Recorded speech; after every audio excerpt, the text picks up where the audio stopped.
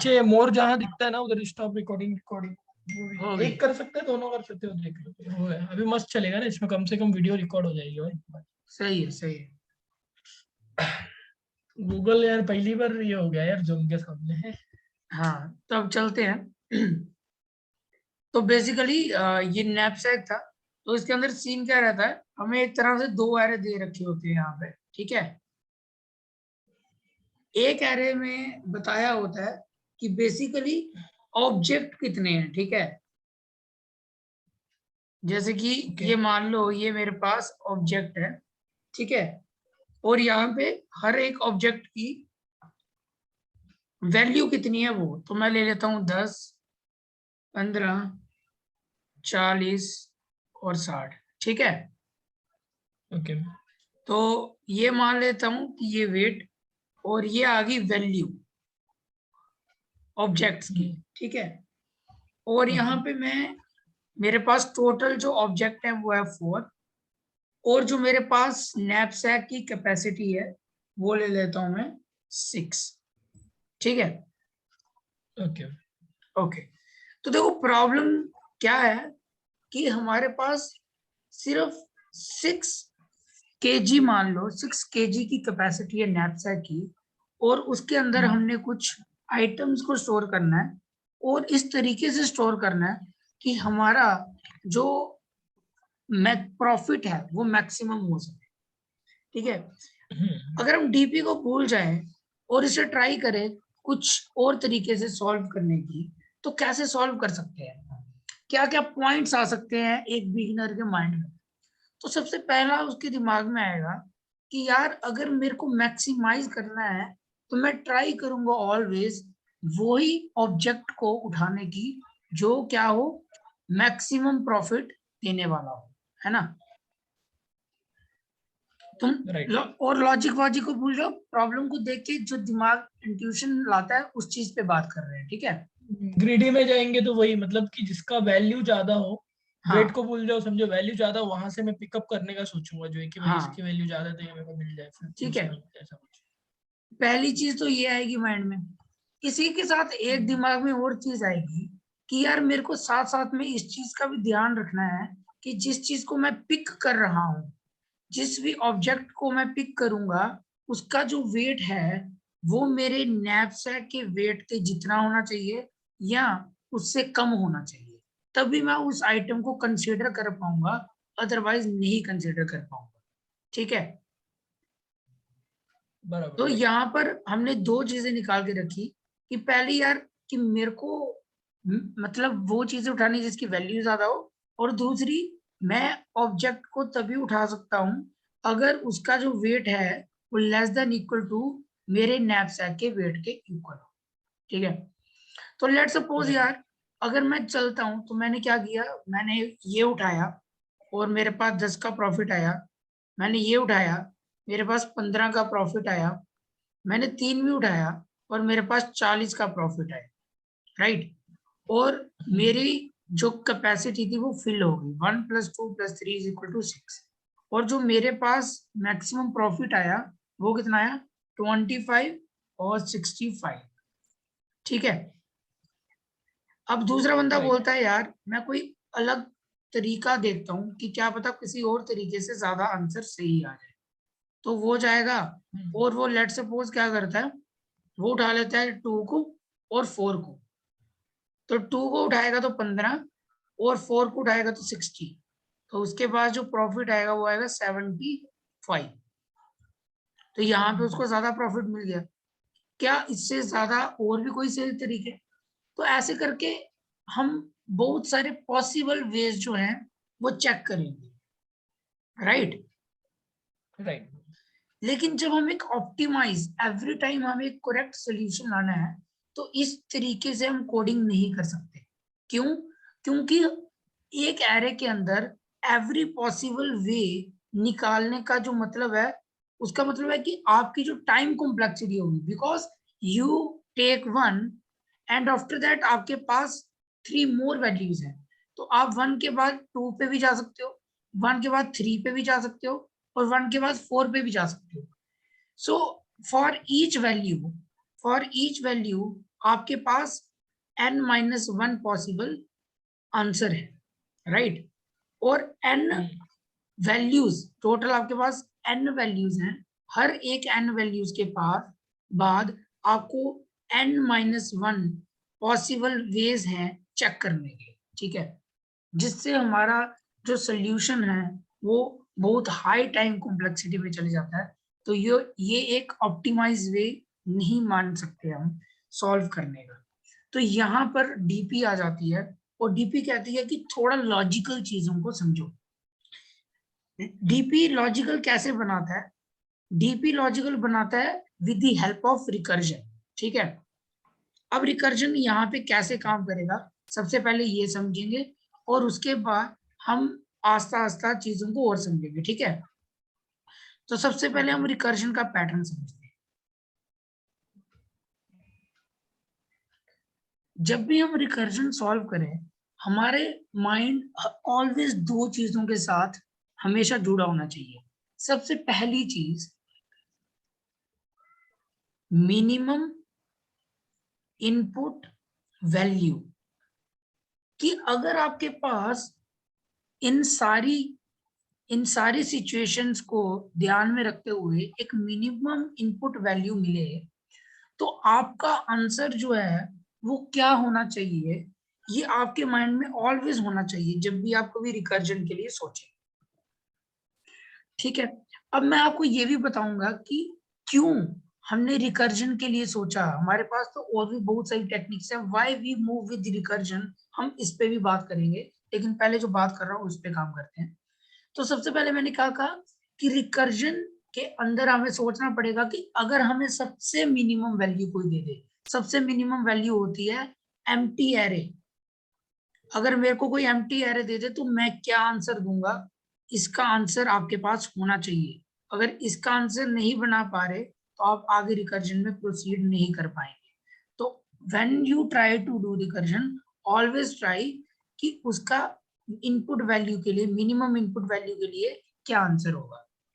अब रिकर्जन हम इसलिए लगाते हैं क्योंकि जैसे ये वाली प्रॉब्लम है, इस प्रॉब्लम में देखने को मिल रहा है कि हम जा रहे हैं, इनपुट को देख रहे हैं और बहुत सारे डिफरेंट डिफरेंट रैंडम आंसर जो है ला रहे हैं और उन्हें चेक कर रहे हैं। रिकर्जन एक तरह की इमेजिनेशन वाली पावर है। क्यों? क्योंकि अगर हमें इतनी बड़ी इनपुट दे रखी हो सॉल्व करने के लिए, तो उसके अंदर हम सिर्फ इतनी सी इनपुट के लिए काम करेंगे, इतनी सी इनपुट के लिए ध्यान लगाएंगे और इतना सा इनपुट जो है वो सारा इमेजिनेशन से सॉल्व किया जाता है। Okay, hello, okay okay. ठीक। अब इमेजिनेशन का मतलब कि अगर आपको इस तरीके का एरे दिया था तो हम कुछ इमेजिनेशन कर सकते हैं कि यार अगर मेरे पास 10, 15, 40 और 60, राइट, और मेरे पास 1, 2, 3, 4 ये इनके वेट है इन सारे ऑब्जेक्ट के और ये इनकी वैल्यूज है। तो अगर मैं सिर्फ इतने से इनपुट के लिए काम करूं, मैं कहूं कि ओके यार ये वाला इनपुट मैं कंसीडर कर लेता हूं, क्यों? क्योंकि इसका जो वेट है वो मेरे नैपसैक की कैपेसिटी से कम है, तो मैं इसको कंसीडर कर लेता हूं और मैं अपने रिकर्जन को कहता हूं कि भाई साहब तुम मेरे को बताओ कि इस रिमेनिंग इनपुट एरे के अंदर तुम मेरे को मैक्सिमम कितना प्रॉफिट लेके दे सकते हो। क्या समझ पा रहे हो, मेरी बातों को रिलेट कर पा रहे हो कि ये वाला काम जो है इस पे मैंने सोच समझ के काम किया और ये वाले काम को मैंने कहा कि भाई साहब क्या तुम मेरे को सबसे मैक्सिमम प्रॉफिट जो इतने से एरे में मिलता है क्या तुम लेके दे सकते हो, है ना? तो रिकर्जन मेरे को लेके दे देगा, समझ रहे हो? तो रिकर्जन मेरे को लेके दे देगा तो मैं उसको अपना आंसर कह लूंगा, ठीक है? इसी तरीके से मैं हर एक वैल्यू पे खुद काम करूंगा और रिमेनिंग वैल्यू पे रिकर्जन को कहूंगा कि भाई साहब तुम काम करो और मेरे को आंसर लेके दो, ठीक है? अब यहाँ पर आता है कि जब मैंने कहा कि भाई साहब काम करो, तो रिकर्जन को एक्चुअली में ये भी नहीं पता कि मेरे को काम करना क्या है, ठीक है? तब हम काम को डिफाइन करते हैं कि हम बेसिकली काम करने क्या वाले हैं रिकर्जन के अंदर।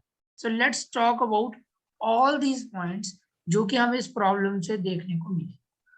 ठीक है, सबसे पहला पॉइंट हमें ये देखने को मिला कि अगर मैं किसी ऑब्जेक्ट को देखता हूं तो उसको इंक्लूड करूं या उसको एक्सक्लूड करूं, ये एक्चुअली डिपेंड करता है एक चीज पे, और वो है ऑब्जेक्ट का वेट। अगर वो ऑब्जेक्ट का वेट मेरे नैपसैक में आने के लायक है तो मैं यहाँ पर दो चीजों के बारे में सोच सकता हूँ। पहली कि उस ऑब्जेक्ट को इंक्लूड करूंगा तो शायद मेरे को कुछ आंसर मिले, और इस ऑब्जेक्ट को एक्सक्लूड करूंगा तो शायद मेरे को कोई आंसर मिले। और दूसरी कंडीशन है कि अगर ऑब्जेक्ट का वेट आपकी नैपसैक से ज्यादा है तो उस टाइम पे ना मैं इंक्लूड कर सकता हूँ ना मैं एक्सक्लूड कर सकता हूँ, मैं सिर्फ इग्नोर कर सकता हूँ। तो मेरे को इग्नोर करना है और आगे निकलना है, और बस इतना सा काम जो है वो हमारा रिकर्जन करने वाला है। ठीक है, is that right? So what is the difference between like exclude and ignore? Means ignore करना और exclude हाँ करने का मीनिंग तो सेम है ना उसमें। हाँ, अगर हम लोग कंसीडर नहीं करेंगे तो ऐड तो नहीं करेंगे उसकी हाँ वैल्यू हाँ जो है, तो बिल्कुल, इग्नोर और एक्सक्लूड सेम है ना। हाँ इधर भी आप Okay. एक्सक्लूड कह सकते हैं। जो कोड हम इधर लिखेंगे वो सेम यहाँ पे होगा, लेकिन Okay. इसको मैं इग्नोर इसलिए कह रहा हूँ क्योंकि जिस चीज का ऑब्जेक्ट का वेट ही ज्यादा है हम उसको अपनी इन दोनों, मतलब ये वाला जो पार्ट है ना, ये वाला पार्ट इग्नोर वाला, ये मेरी सोल्यूशन के अंदर कोई भी रोल जो है प्ले नहीं करेगा। समझ रहे हो? Okay. बट यहाँ पे एक्सक्लूड वाला पार्ट जो है ये मेरे सोल्यूशन में रोल प्ले करेगा। Did you get the point? अच्छा, ओके, मतलब ये है कि इफ मेरे ऑब्जेक्ट का वेट जो है लेस देन नैपसैक के वेट के बराबर है, मतलब लेस से कम में या बराबर है, हाँ तो उसमें दो पॉसिबिलिटी अलग से है कि मैं उसको इंक्लूड करूं या ना करूं कम होने के टाइम पे। हाँ मतलब मैं उसको फिर भी कर सकता हूँ फिर भी नहीं भी कर सकता हूँ अगर कम है तो भी, तो वो बिल्कुल, एक्सक्लूड ऊपर वाला उसके लिए है हाँ और नीचे वाला उसके लिए कि भाई हम कर ही नहीं सकते उसको इंक्लूड किसी के, हाँ, मतलब ऐसे। जैसे कि I will give you an example for that. जैसे कि मैंने कहा कि मैंने 1 2 और 3 मैंने सारे के सारे इंक्लूड कर लिए। क्यों? क्योंकि ये सारे के सारे मेरी नैपसैक की वेट के अंदर आते थे। ठीक है, तो मेरे पास आएगा 10 15 एंड 40 विच इज 65, राइट? अब मैं क्या करता हूं, मैं 1 भी लेता हूं, मैं 1 नहीं लेता, सॉरी गलत बोल गया, मैं लेता हूं 2 भी लेता हूं और मैं 4 भी लेता हूं और मेरे को आंसर मिल गया 75। लेकिन इसका मतलब ये नहीं था कि अगर मैंने 2 ले लिया तो क्या मैं 1 नहीं ले सकता था? ले सकता था, ये हमारी कंडीशन के अंदर आ रहा है। लेकिन यहाँ पे मैंने एक्सक्लूड करा, क्योंकि अगर मैं इसको ले लूं, 1 को मैं कंसीडर कर लूं, इंक्लूड कर लूं, तो मेरे पास मैक्सिमम आंसर जो है वो कभी नहीं आएगा। समझ सक रहे हो? तो दैट्स वाई राइट। कि इफ मेरे ऑब्जेक्ट का वेट मेरे नैपसैक के वेट के इक्वल या उससे लेस है, देन मैं ये दो ऑपरेशन करूंगा। ये दोनों ऑपरेशन मेरे को ऑब्वियस है कि मेरा मेरा आंसर देंगे, लेकिन ये वाला केस जो है ये कभी भी मेरे को आंसर नहीं दे सकता है। ठीक है, राइट। तो हमने कैसे अपने प्रॉब्लम को अप्रोच किया? हमने सबसे पहले समझा कि हमारी जो प्रॉब्लम थी उसके अंदर हम बहुत सारे पॉसिबल वेज ट्राई कर रहे थे, और वो सारे पॉसिबल वेज जो थे वो सब रैंडम थे, राइट? क्योंकि हम दिमाग से सोच रहे थे कि अच्छा यार ये ले लेंगे तो ये ले लेंगे तो क्या आएगा, ये ले लेंगे तो वो ले लेंगे तो क्या आएगा। तो उसके अंदर पॉसिबिलिटीज। रैंडमनेस होती है। कोई प्रॉपर आप एक मतलब कि आप एक प्रॉपर सीक्वेंस को फॉलो नहीं कर रहे हो। समझ रहे हो? राइट। तो उस टाइम पे जब ऐसी चीज आती है तो रिकर्जन जो है वो सबसे इंपॉर्टेंट रोल प्ले करता है। तो हमने यहाँ पे रिकर्जन लगाना सही समझा। ठीक है, अब रिकर्जन लगेगी कैसे? चलो थोड़ा सा हम सूडो कोड लिखते हैं, ठीक है? ओके, सो सूडो कोड कैसा रहेगा हमारे पास बेसिकली एक फंक्शन होगा। उस फंक्शन के अंदर हमें हर एक ऑब्जेक्ट का वेट मिलेगा, हर एक ऑब्जेक्ट की वैल्यू एरे। तो ये दो एरे हैं, ये वेट एरे है, ये वैल्यू एरे है, ये एरे का साइज है, और यहाँ पे हमारी नैपसैक की कैपेसिटी है ना? तो रिकर्जन के अंदर सबसे पहले मैंने बात की थी कि हमें बेस केस, हमें सबसे मिनिमम इनपुट के लिए सोचना है ना? तो सबसे मिनिमम इनपुट क्या होगा, क्या आप बता सकते हो? सबसे मिनिमम इनपुट, हाँ the array is 0, if बिल्कुल। तो the size यार of the array is 0 or if the capacity of the knapsack is 0. बिल्कुल, तो यार अगर मेरे जो साइज एरे का वो 0 है, तो मेरे को लेना ही क्या है, उससे कुछ नहीं ले सकता। और मेरा बैग के अंदर कैपेसिटी नहीं बचा कुछ, तो मैं क्या कर सकता हूँ? कुछ नहीं। तो उस केस पे मैं सिंपली रिटर्न कर दूंगा, ठीक है? ये तो आ गया मेरा काम, दिस इज बेस केस। अब यहाँ पे रिकर्जन आने वाला है, तो मैंने रिकर्जन के लिए सिर्फ एक चीज सेट की तो थी। बेस केस लिखो, हैं? उसको बेस केस लिखो जरा। क्यों? अच्छा ये ओके नहीं, वीडियो रिकॉर्ड हो रही है, अच्छा किधर डाल भी सकते हो। ओके, सो रिकर्जन के लिए सिर्फ एक कंडीशन मैंने रखी, और वो क्या रखी कि अगर ऑब्जेक्ट का वेट जो है, अगर वो मेरे नैपसैक के वेट से लेस हो या फिर इक्वल हो, तब मैं ये दो काम करूंगा, और अगर नहीं है तो मैं उसे इग्नोर करूंगा, है ना? तो चलते हैं। और मैंने क्या किया, मैंने बेसिकली चेक करा, अगर जो वेट है, लेट्स सपोज ये मेरे पास एक एरे है, और एरे के अंदर 4 चीजें हैं, तो इसका जो साइज होगा वो होगा 4, ठीक है? और सबसे पहले मैं इस एरे के ऊपर हूं, इस एरे के इस इंडेक्स के ऊपर हूं, तो मैं चेक करूंगा n-1।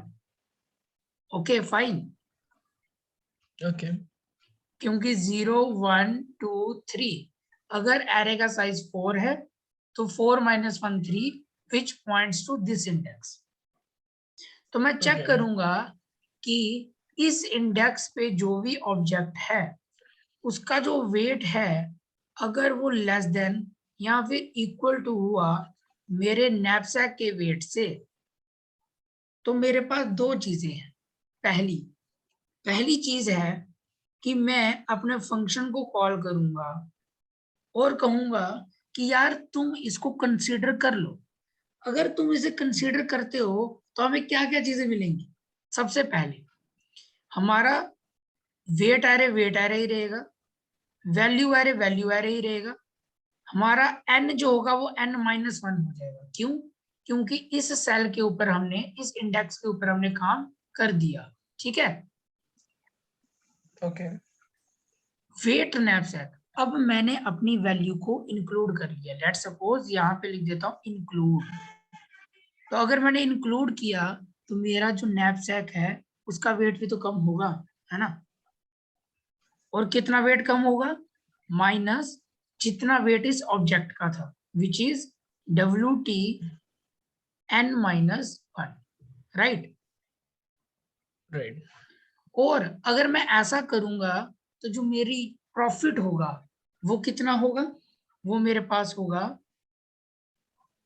प्लस V1, V1 बोले तो sorry, value, VAL, value of that object, और वो ऑब्जेक्ट क्या था? n-1, right? और मेरे पास दूसरी कंडीशन थी एक्सक्लूड की, ये थी इंक्लूड की, और एक्सक्लूड की क्या कंडीशन बनेगी? ये सारा का सारा सेम होगा, बस यहाँ पे माइनस नहीं करना वेट में से, यहाँ पे हमने इंक्लूड नहीं करेंगे तो हमारा नैपसैक की कैपेसिटी उतनी की उतनी रहेगी और हमें कोई और प्रॉफिट वैल्यू भी ऐड नहीं होगी। नहीं होगा। इन दोनों काम में जो भी मेरे को मैक्सिमम प्रॉफिट ला के देगा, ठीक है, वो मेरा सोल्यूशन बन जाएगा। ये कंडीशन है जब ऑब्जेक्ट उन कॉन्स्टेंट्स को फॉलो करता है, और जब नहीं फॉलो करेगा तो मैं उसे इग्नोर करूंगा। इग्नोर का मतलब वो मेरे सोल्यूशन में कंसीडर ही नहीं करेगा। तो मैं सिंपली अपने नेक्स्ट जो कर नेक्स्ट जाऊंगा। वैल्यू है, नेक्स्ट इंडेक्स जो है रहेगा, उस पे काम करेंगे। तो ये चीज आ गई कि कैसे रिकर्जन काम किया, राइट। इसके अंदर कुछ भी डाउट है अभी तक तो आप पूछ सकते हैं।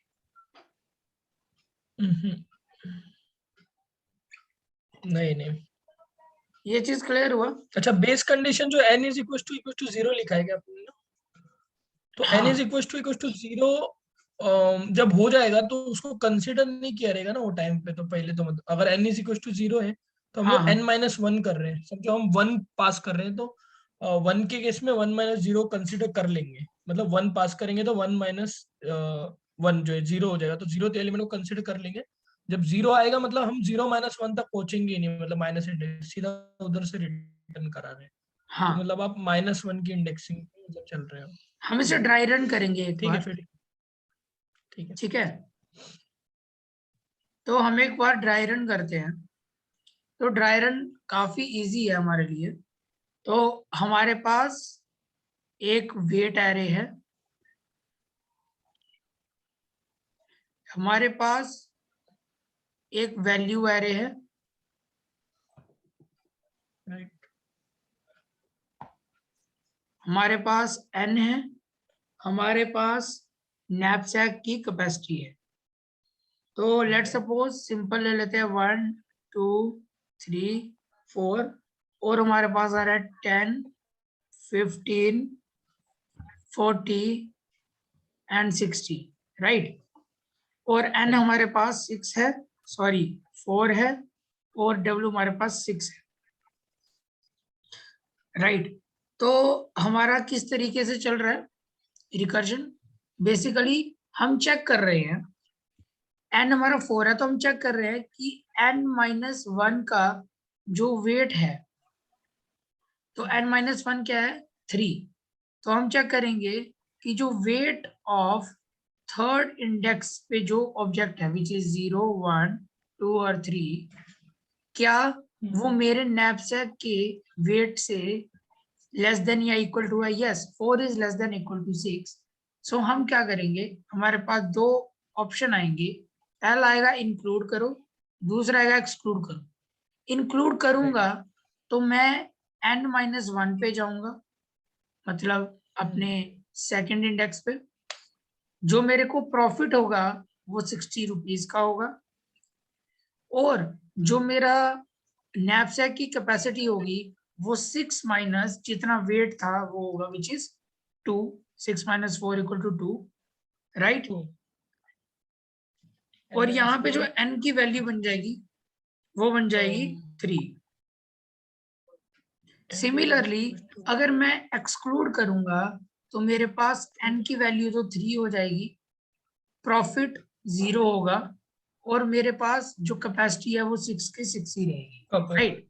60 ओके 6 मिनट ठीक है। हाँ नाउ समझा। We will check for 3 minus 1 which is 2, और यहाँ पे हमारे पास कैपेसिटी क्या है 3, राइट। ओके और हमारे पास ऑब्जेक्ट का जो वेट है वो है 3, और हमारे पास कैपेसिटी है 2। तो क्या हम इसे इंक्लूड कर नहीं कर सकते हैं? नहीं कर सकते। नहीं कर सकते, तो लॉक हमारे कर पास देंगे। एक ही ऑप्शन आएगा, वो है इग्नोर का, राइट। और इग्नोर ओके में हम क्या कर रहे हैं, सिंपली 3 को के बाद 2 को कॉल कर रहे हैं, और प्रॉफिट क्या है 60, और अच्छा, मतलब ये वेट है, टू ट्री जो बनती रिकर्जन ट्री टू कॉल वाली, उसके अंदर ही ये वाला केस कवर हो जाएगा मतलब बिल्कुल, अंदर क्योंकि डालने पे। ये इग्नोर वाली कंडीशन को सेटिस्फाई करेगा। ओके ओके ओके, अब ठीक है। मेरे पास n की वैल्यू है 2, तो मैं चेक करूंगा n-1 विच इज 1, इसका वेट है 2 और मेरी नैपसैक की कैपेसिटी भी है 2, so it means we can take it, right. Right. अगर मैं इसे लूंगा तो मेरी कॉल होगी 1 को, मेरे पास जो प्रॉफिट होगा वो होगा 60 + 15 विच इज 75, राइट। हम्म। और जो मेरे पास कैपेसिटी बची वो है 0, right. Now at this position हमारा बेस केस जो है वो मैच हो जाएगा। क्यों? क्योंकि मेरे पास जो कैपेसिटी है W जो है वो आ गया 0, right. Right right right. And it's at this point हमारे पास जो मैक्सिमम प्रॉफिट निकल के आ रहा है वो आ रहा है 75। Okay, is that fine? हम लोग रिटर्न कर देंगे। Yes, we are returning basically. Okay. क्योंकि यहाँ पे रिटर्न करेंगे तो हमारे पास नेक्स्ट कोई केस नहीं आएगा, बस एक केस आएगा कि यहाँ पे हमने इंक्लूड किया है और यहाँ पे हम क्या करेंगे, एक्सक्लूड, राइट। और जब यहाँ पे हम एक्सक्लूड करेंगे तो बेसिकली हम कॉल करेंगे 1 को, कैपेसिटी रहेगी 60 और यहाँ पे आ जाएगा 2। Now in that condition you can see that 1 is the value of n, तो हम चेक करेंगे 1 - 1 विच इज 0, मतलब 0th इंडेक्स, इसकी जो कैपेसिटी है वो है 1 और इसका जो वैल्यू है वो है 10 और हमारे पास जो नैपसैक की कैपेसिटी है वो है 2। तो हमारा जो ऑब्जेक्ट का वेट है उसे हम ले सकते हैं और हम कॉल करेंगे 0 पे और हम 0th ऑब्जेक्ट को कंसीडर करेंगे तो हमें 10 का प्रॉफिट होगा, तो टोटल प्रॉफिट हो जाएगा 70 का 20 और मैक्स। और यहाँ पे कॉल हो जाएगा 1, जो रिमेनिंग कैपेसिटी बची। और अगर हम एक्सक्लूड करेंगे तो हमारा फिर भी 0 आएगा, 60 एंड 2, 60 और ये दोनों बेस कंडीशन को मैच कर रही हैं। तो यहाँ से हमें जो प्रॉफिट मिल रहा है वो मिल रहा है 70 का, यहाँ से प्रॉफिट जो मिल रहा है वो मिल रहा है 60 का। ये भी रिटर्न होगा, ये भी रिटर्न होगा, यहाँ पे हमारे पास आएगा 70 और 60, मैक्सिमम। इन दोनों का मैक्सिमम भेजेंगे तो 70, यहाँ पे 75, इन दोनों का मैक्सिमम भेजेंगे तो 75, राइट। राइट। सिमिलरली हम यहाँ पे कॉल करने वाले हैं। अब यहाँ पे हमारा ऑब्जेक्ट है 3 - 1 विच इज 2 और इसकी जो कैपेसिटी है वो है 3, ऑब्जेक्ट का वेट है 3, हमारी कैपेसिटी है 6, we can consider it. After considering it if we include it, तो इंक्लूजन के बाद जो हमें n की वैल्यू है वो होगी 2, जो हमें प्रॉफिट होगा वो होगा 40 और जो हमारी 40। कैपेसिटी रहेगी वो होगी 3। 3। If we exclude it, so you can see that we call 2, profit is 0 and capacity is 6. Now similarly we are calling to, we are checking one object which is the n-1 which is 1 और इसका जो wait है वो है 1 2 and हमारे पास और उसको हम कैपेसिटी जो है इंक्लूड करेंगे। वो है 3। सो हमारे पास यहाँ पे भी दो अपॉर्चुनिटी आएगी, इंक्लूड की और आएगी एक्सक्लूड की। इफ वी इंक्लूड n की value 1 and the profit we get is 40 plus 15 is 55 and the remaining capacity is 1.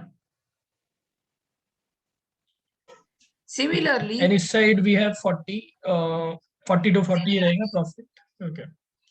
and if we exclude it, it is 1 and then 40 and then the capacity is 3. Similarly, if we include this object, which is d2 minus 1, which is this, so हमारी capacity है 6 और object का wait है 2, सो हम इसे consider कर सकते हैं। और जब हम इसे इंक्लूड करेंगे तो हम कॉल करेंगे 1 को, जो प्रॉफिट होगा वो होगा 15 का, और जो कैपेसिटी बचेगी वो होगी 4 की। Right right. एंड सिमिलरली ये जो हमारा ट्री है ये ग्रो करता जाएगा, राइट। अब यहाँ पर लाइक ये बहुत ही एक छोटी प्रॉब्लम थी, तो यहाँ पे इतनी सारी आपको आई थिंक रिडंडेंसी कहीं पे देखने को मिल तो नहीं रही है। Okay, I will try my best to make some redundancy, right. So okay 65, I think 262 पूरा नोड पूरा सेम रहना चाहिए एक्चुअली वो, और इस केस में थोड़ा सा मुश्किल है क्योंकि हम सेम चॉइसेस हर बार कर ही नहीं रहे। पहले क्योंकि ऊपर और नीचे ब्रांच से हम लोग चेंज हो जा रहे हैं हाँ, क्योंकि करने लगे। इनपुट की जो इनपुट है हमारा वो बहुत स्मॉल इनपुट है, लेकिन अगर इस इनपुट की जगह हम एक बिग इनपुट लेते थोड़ा सा, है ना, तो हमें काफी रिडंडेंसी देखने को मिल जाएगी।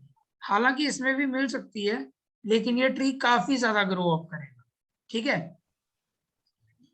तो मैं थोड़ा यहाँ पे एक्सप्लेनेशन देता हूँ रिडंडेंसी को लेकर, ठीक है। तो यहाँ पे देखिए, यहाँ पे डीपी कैसे बिल्ट हुई, क्योंकि हमने अपने सॉल्यूशन को इस तरीके से सॉल्व करना सही समझा, लेकिन जब आप डिफरेंट डिफरेंट इनपुट्स को लेकर ये पूरा पूरा ड्राई रन करोगे, at that time you find that some of the input values, ये सारी चीजें क्या हैं, ये सारी चीजें स्मॉल इनपुट है, और कोडिंग में कहते हैं मुझे सब प्रॉब्लम्स, राइट। सो ये सब प्रॉब्लम्स जो हमें कभी यहाँ पे मिली हैं वो कभी हमें यहाँ पे भी मिल सकती हैं, और जिस सब प्रॉब्लम को हमने पहले से ही आंसर निकाल के रखा है, उस सब प्रॉब्लम को फिर से निकालना जो है वो टाइम की वेस्टेज है, और उस टाइम की वेस्टेज को कम करने के लिए हम यूज करते हैं किसी डेटा स्ट्रक्चर की, जिसके अंदर हम प्रीवियस सॉल्व प्रॉब्लम को, प्रीवियस सॉल्व सब प्रॉब्लम को सेव करके रखते हैं, ठीक है। राइट। और उन प्रीवियस सब प्रॉब्लम को हम यूज करते हैं जब भी कभी ऐसी सब प्रॉब्लम हमें देखने को मिल जाए। एट दैट टाइम हम काफी सारी जो अपनी टाइम है उस चीज को रिड्यूस करते हैं। सो ये जो आपने अभी कॉन्सेप्ट देखा है रिडंडेंसी का, this is nothing but this is recursion plus memorisation. Memorisation का मतलब याद रखना, पुरानी चीजों को याद रखना। तो इस तरीके से हम जो है अपनी प्रॉब्लम को जो है टाइम कॉम्प्लेक्सिटी रिड्यूस कर सकते हैं। By creating this big tree we can reduce the branches of the tree, right. Okay, ये वाली चीज क्लियर हुई आपको? yeah, so mainly it goes from left to right side, right?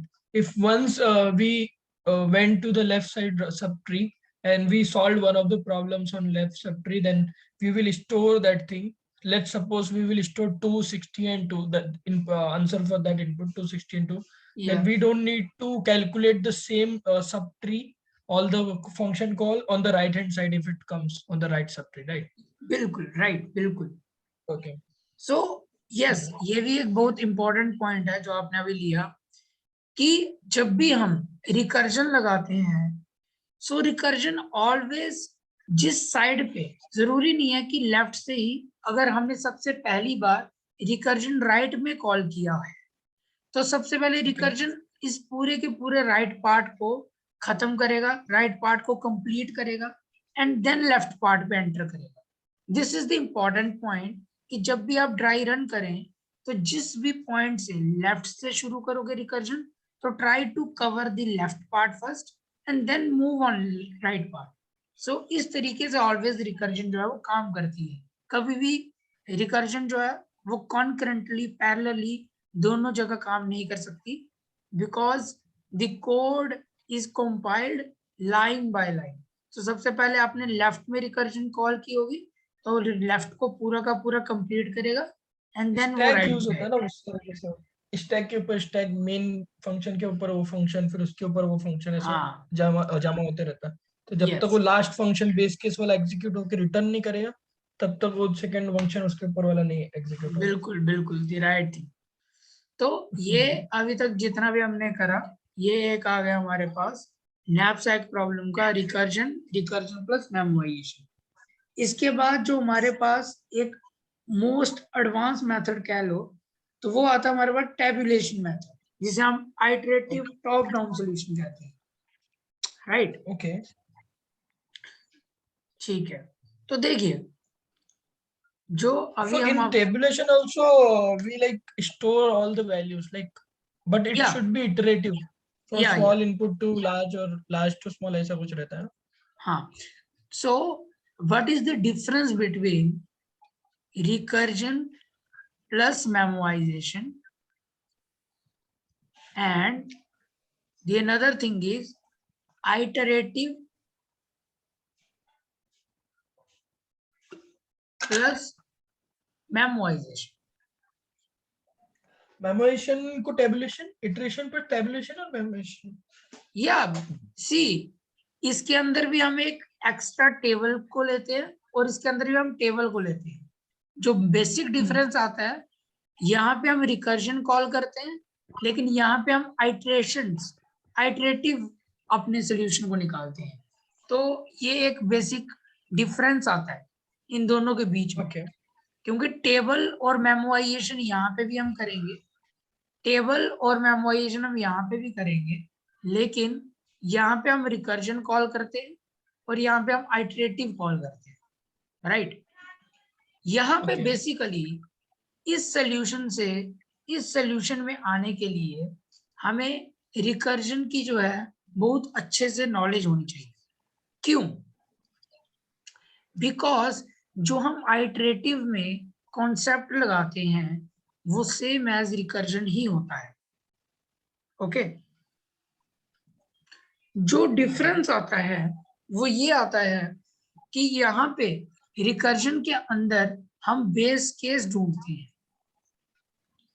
और यहाँ पर हम आइटरेशन के अंदर इसी बेस केस को अपने टेबुलेशन में कन्वर्ट करने की कोशिश करते हैं by using some extra row and extra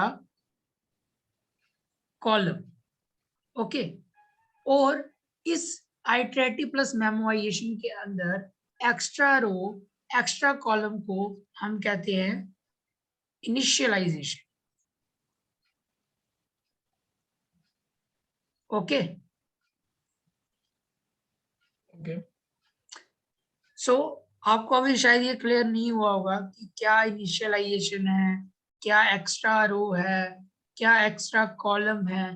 तो जब हम इसे सॉल्व करेंगे तो आपको खुद समझ आ जाएगी कि एक्स्ट्रा रो का क्या सीन था, बेस केस का इधर क्या मैटर था और यहाँ पर इनिशियलाइजेशन का क्या मैटर था, राइट। ओके, तो चलते हैं और इस चीज को समझते हैं again by taking the same example, right. Okay, so basically So just one question, for recursion, how do we calculate the time complexity for the recursion solution, recursion plus that? Recursion Recursion के call लिए, only, not the memorization, only the recursion calls. हाँ हाँ, so basically recursion के अंदर जो हम time complexity निकालते हैं वो हम रिकर्जन ट्री की मदद से टाइम कॉम्प्लेक्सिटी निकालते हैं। बेसिकली हमें एक एक्सप्रेशन लिखना पड़ता है, राइट। जैसे कि यहाँ पे मान लो कि मेरे पास जो इनपुट वैल्यू है उसका साइज जो है वो है n, राइट। तो हम कर क्या रहे हैं, हम बेसिकली एक वैल्यू पे काम करते हैं और रिकर्जन को n-1 वैल्यूज को सॉल्व करने देते हैं, राइट। राइट। एंड अगर किसी एक कंडीशन पे, जैसे किसी आप n पे काम कर रहे हो और ये n जो है किसी एक कंडीशन को फॉलो कर रहा है, इट मींस कि अगर nth इंडेक्स पे जो ऑब्जेक्ट का वेट था वो लेस देन और इक्वल टू है, तो बेसिकली हम कितनी कॉल्स करते थे, हम यहाँ पर 2 कॉल्स करते थे। पहली कॉल होती थी हमारी t ऑफ n-1 और ये वाली कॉल जो होती थी वो भी होती थी t of n-1, right. Right. If we add these two calls, it is about 2t of n-1.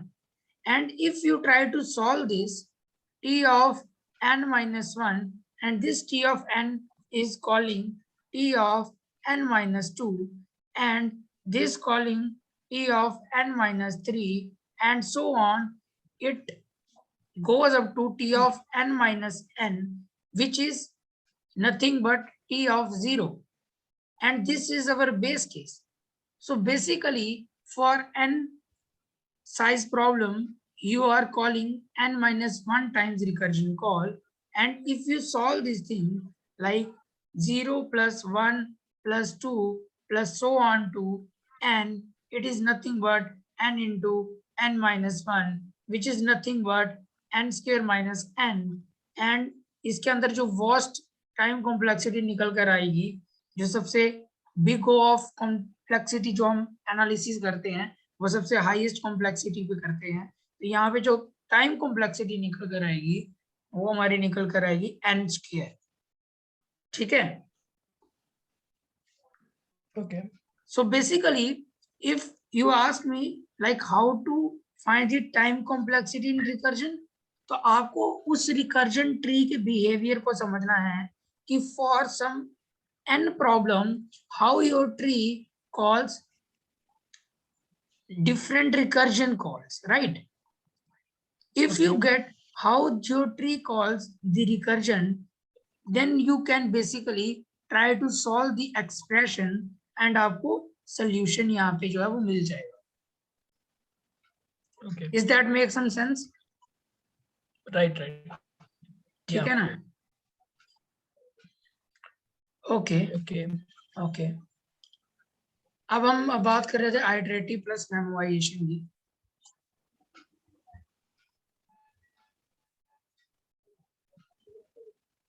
Iterative plus memorisation.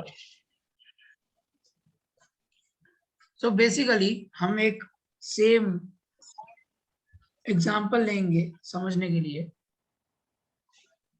हमारे पास हर एक ऑब्जेक्ट का वेट है,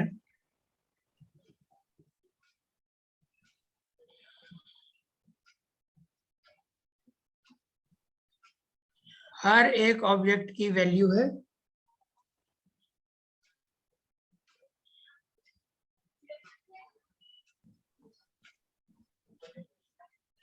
हमारे पास n है और हमारे पास नैपसैक की कैपेसिटी है, राइट। ओके,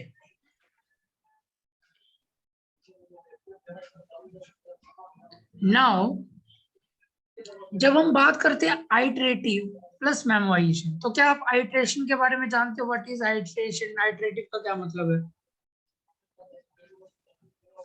आइटरेशन मींस हम जो पूरे एरे को ट्रैवर्स करेंगे from 0th index to last index, and हम प्रोसेस करेंगे पर्टिकुलर एलिमेंट को, जिस तरह हम रिकर्शन में करते हैं हर एलिमेंट को प्रोसेस करेंगे, राइट। तो बेसिकली आइटरेटिव को एक्चुअली आइटरेटिव प्लस मेमोराइजेशन और जो हमारे पास रिकर्जन प्लस मेमोराइजेशन है, इनकी टाइम कॉम्प्लेक्सिटी सेम ही होती है, बट जो मोर ऑप्टिमल कहा जाता है, वो आइटरेटिव कहा जाता है। व्हाई? बिकॉज इसके अंदर जो नंबर ऑफ कॉल्स हैं, राइट, नंबर ऑफ कॉल्स जो है वो डिफाइंड रहती है, बट इन रिकर्जन जो नंबर ऑफ कॉल्स होती हैं वो डिफाइंड नहीं रहती है, राइट? हेलो, ओके, या सो बेसिकली यहाँ पे हम एक टेबल का इस्तेमाल करते हैं, तो हम यहाँ पे 2 डायमेंशनल टेबल जो है उसका हेल्प लेंगे चीज को समझने के लिए। सो इसमें नंबर ऑफ कॉल्स मीनिंग कुछ फंक्शन कॉल तो हम करते नहीं ना रिकर्शन की, हम तो प्रीवियस टेबल की जो वैल्यूज है उसको यूज करके कुछ आगे के टेबल्स फिल करते हैं ना, मतलब जो डेटा इसमें है। तो इसमें आ, मतलब जैसा बेस केस है 0 0 से मैंने चालू किया कुछ, तो मैं 1 1 को फिल करना है तो मैं बेस केस के साथ कुछ इक्वेशन बनाऊंगा जिससे मैं 1 फिल कर लूंगा, हाँ फिर हाँ 2 को फिल करने के लिए 1 और ऐसा कुछ मतलब फिल करता। तो नंबर ऑफ कॉल्स का इसमें क्या मतलब रिकर्शन कॉल तो हम करते नहीं है इसमें जो, आई विल तो एक्सप्लेन यू। उसका क्या मतलब है? हाँ हाँ, वो भी मैं एक्सप्लेन करता हूँ। देखिए, नंबर ऑफ कॉल से मेरा ये मतलब है कि जैसे अगर आपको एक एरे दे रखा है और उस एरे का कुछ साइज है, लेट्स सपोज राइट 4 है साइज, राइट? सो हमें पता है कि हमने रोज जो हमारी है वो 4 है, और जो कॉलम है हमारा वो भी 4 है, राइट? ओके तो हमें एक्चुअली में पता होता है कि हमने 4 रोज, फॉर ईच रो हमें 4 कॉलम्स पे कॉल करना है, राइट? वी नो कि हमने 4 रोज के लिए कॉल करना है और 4 कॉलम्स के लिए कॉल करना है, right? But in recursion you just give some recursion call, you don't know actually कि हाउ मेनी टाइम्स ये वाली कॉल जो है, रिकर्जन कॉल जो है वो होगी, राइट? ओके जैसे कि अगर मैंने कहा कि if n is equal to 4, तो आप कह सकते हो कि यहाँ पे जो टोटल कॉल्स हैं वो मेरी कितनी होंगी, 16, right? Hmm hmm because for each row you call 4 times column, right? Hmm but in case of recursion, can you tell me कि कितनी बार तुम रिकर्जन कॉल करने वाले हो, कितनी बार तुम अपने स्टैक में रिकर्जन कॉल को डालोगे और निकालोगे, right? Okay. So I the time complexity of recursion was n square, right? So can we just like take n is equals to 4 and 4 square is equals to 16, something like that? Because we calculated is n square, the time complexity of recursion. हाँ हाँ Um, so if we take 4 and 4 square, then it is 16 calls. Like या there should be number of calls should be defined, ना? It या should not be कि हम लोग करते जा रहे कॉल रुक ही नहीं रहा है, ऐसा तो नहीं होता है ना, मतलब रिकर्शन में भी कहाँ तो रुकता यस, वो रुकता जरूर है, लेकिन वहां है। पे आप उतनी सही तरीके से बता नहीं सकते। लाइक इट इज फाइन कि अगर n है, Okay. लाइक जैसे कि 4 है, and you have to create a long recursion tree for that, right? Okay. तो आप जो कॉल्स कर रहे हो, आपको हर एक, जैसे कि मैं आपको बता रहा हूँ कि बेसिकली अगर आपने यहाँ से रिकर्जन कॉल शुरू की और आप डीप डाउन गए, लेट्स सपोज 8 टाइम्स आपने और कॉल की, तो ये जो सारी सब प्रॉब्लम्स हैं, ये सारी की सारी कहाँ स्टे करेंगी, समझ रहे हो?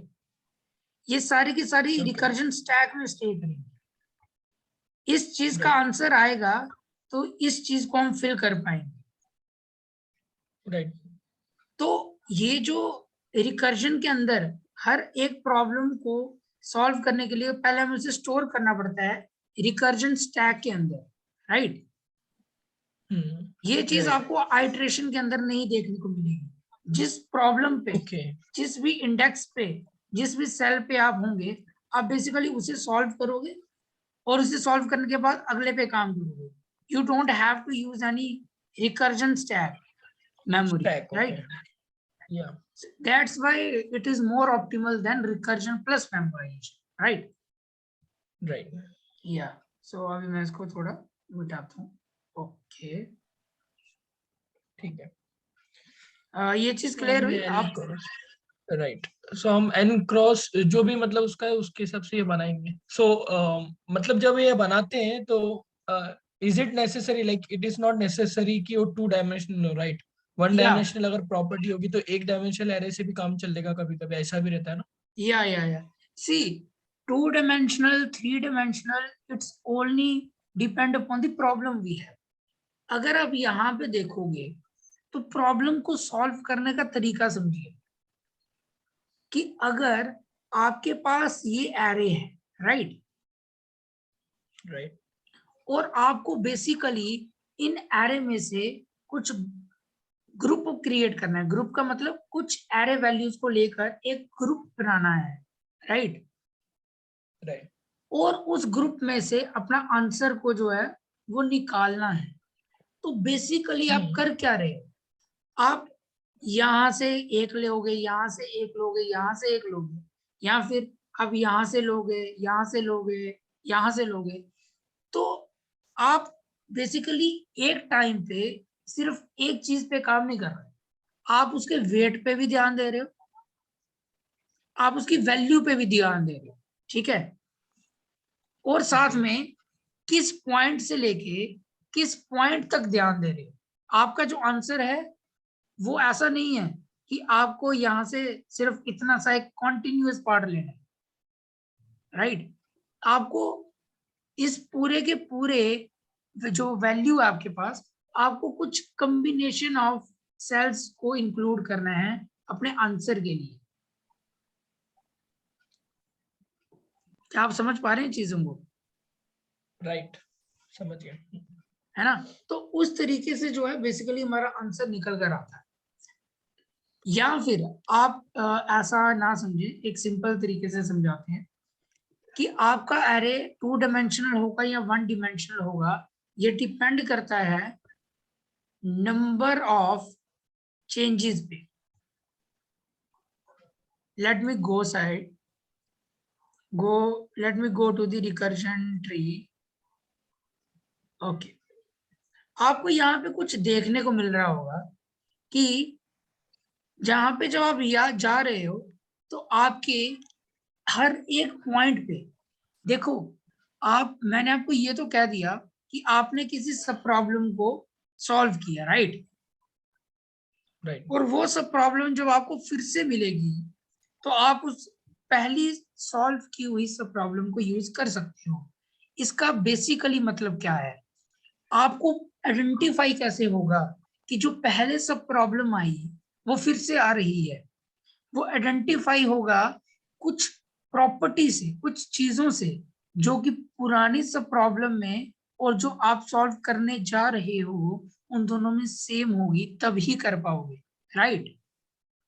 राइट। तो यहाँ पे आप देखने को मिल रहा होगा कि जो आपकी n की वैल्यू है और जो आपकी कैपेसिटी ऑफ नैपसैक है, ये यहाँ पे 2 वैल्यूज हैं जो बेसिकली आपकी सब प्रॉब्लम को यूनिक बनाती है, राइट। आई थिंक एन की वैल्यू यूनिक बनाती है, क्या वेट और वैल्यू दोनों को हम कंसीडर कर सकते हैं? जैसे कि वेट और वैल्यू, क्योंकि वेट भी चेंज होगा और वैल्यू भी चेंज होगी, मतलब जो है आंसर में, मतलब हर फंक्शन कॉल में माइट भी हमने वेट ले लिया तो वेट की वैल्यू जो नैपसैक की कैपेसिटी वो चेंज हो जाएगी, हाँ, और दिस इज हमने जो है वैल्यू हमारी चेंज होगी। तो वो दो प्रॉपर्टी है क्या एन की प्रॉपर्टी है, सी मतलब यहाँ चेंजिंग पे इसकी? यहाँ पे जो n है वो बेसिकली हमें 2 चीजों की हेल्प कर रहा है। क्या? एक तो वेट और एक तो उसकी वैल्यू, राइट। ओके। लेकिन हम इन दोनों चीजों को एक्सेस कैसे कर पा रहे हैं? With the help of n, right. Okay. जो हम राइट। फंक्शन कॉल कर रहे हैं उस फंक्शन कॉल में बेसिकली हमारे सामने कितनी चीजें चेंज हो रही है, एक तो n हो रहा है चेंज और एक तो w हो रहा है, राइट। हम इस n को कैसे यूज में ले रहे हैं ये एक अनदर पार्ट है, समझ रहे हो। ओके। लेकिन यहाँ पे चीजें चेंज क्या हो रही है, एवरी टाइम हम n को चेंज कर रहे हैं और अपनी नैपसैक की कैपेसिटी को चेंज कर रहे हैं, समझ रहे हो। ओके। आप ऐसा समझो कि आप किसी nth पोजीशन पे हो और आपकी नैपसैक की कैपेसिटी इतनी है और आपको क्वेश्चन पूछ लिया कि आप इस n पे खड़े हो, आपकी नैपसैक की कैपेसिटी इतनी है, so how much profit, how much maximum profit you can gain. तो आपका कुछ आंसर निकल कर आएगा, राइट। राइट। और अगर मैं आपको कहीं बाद में जाके फिर पूछ लूं कि आपके पास n ये है, आप यहाँ पे हो और आपकी नैपसैक की कैपेसिटी W है, then what is the maximum profit you can gain, right. Okay. तो अगर यहाँ पे n की वैल्यू लेट सपोज यहाँ पे 2 थी, नैपसैक की कैपेसिटी 4 थी, और जब अगली बार मैं कहीं पे गया वहां पे मैं 2 पे था, नैपसैक की कैपेसिटी 4 पे थी, तो क्या इसका आंसर और जो इसका मैं निकाल के लाऊंगा फिर से, क्या वो सेम होगा या डिफरेंट होगा? सेम होगा। That's why these are the two things जो कि हमारी, जो कि हमें बताती है कि ये वाली सब प्रॉब्लम इस सब प्रॉब्लम से मैच करती है या नहीं, राइट। ओके। सो जितनी चीजें आपकी यहाँ पे चेंज हो रही हैं, उसी के हिसाब से जब भी आप एक टेबल लेते हो तो उसकी डिमेंशन सेट करते हो।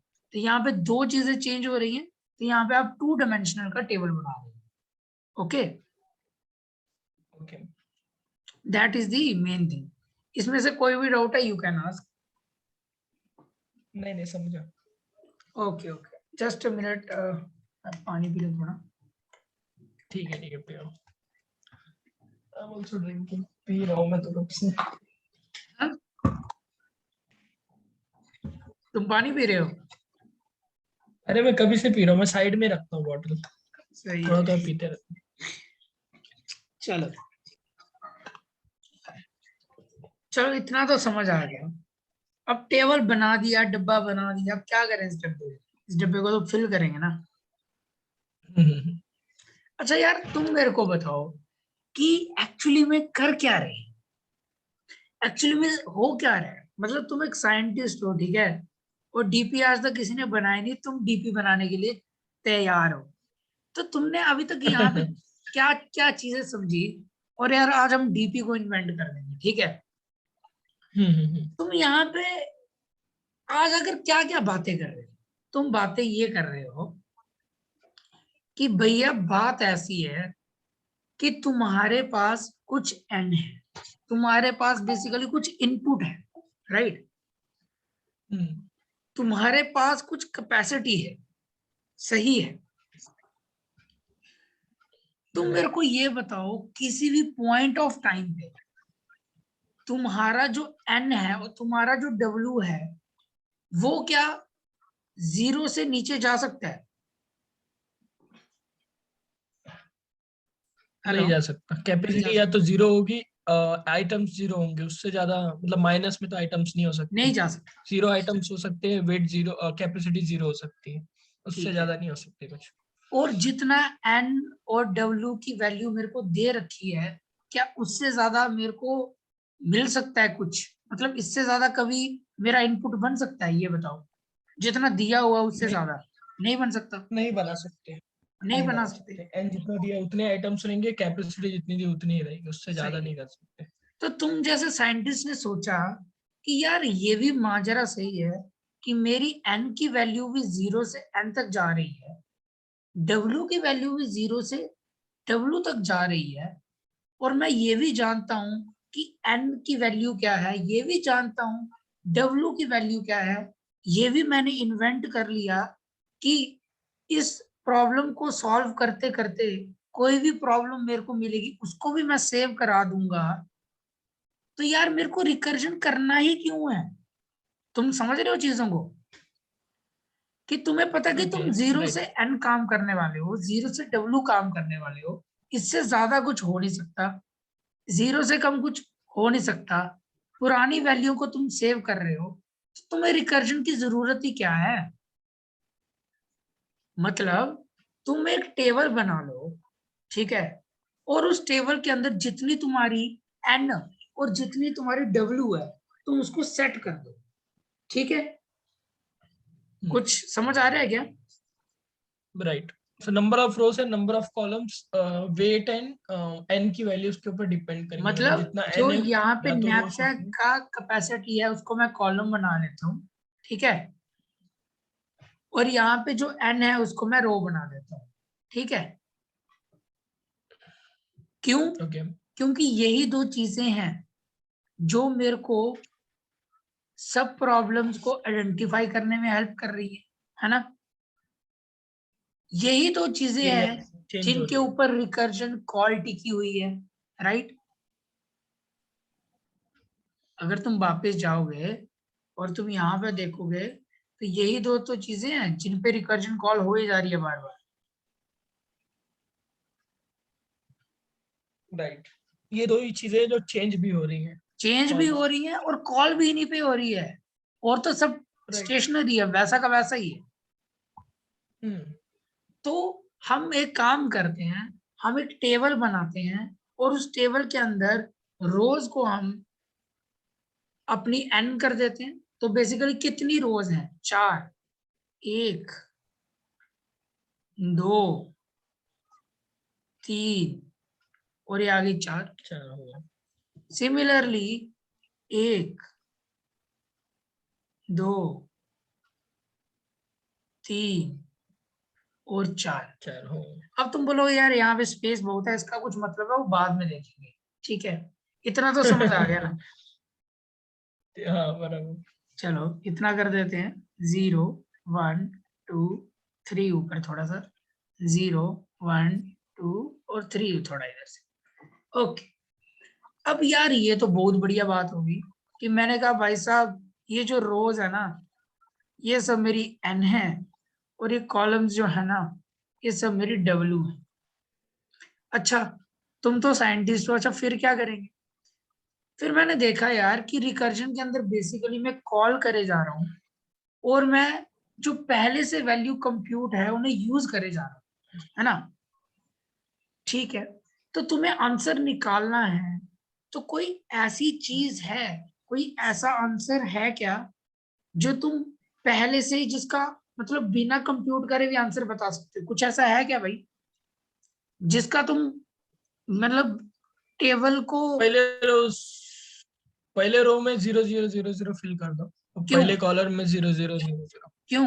क्योंकि अगर n इज इक्वल टू 0 है, आइटम 0 है, तो हम क्या भी करके आंसर जो वैल्यू निकाल नहीं सकते, तो 0 ही वैल्यू आएगी। हाँ। और अगर वेट 0 है, कैपेसिटी 0 है, तो हम आइटम चूज नहीं कर सकते, तो वैल्यू 0 आएगी फिर। तो देखा, तभी तुम इसलिए सही वो साइंटिस्ट हो।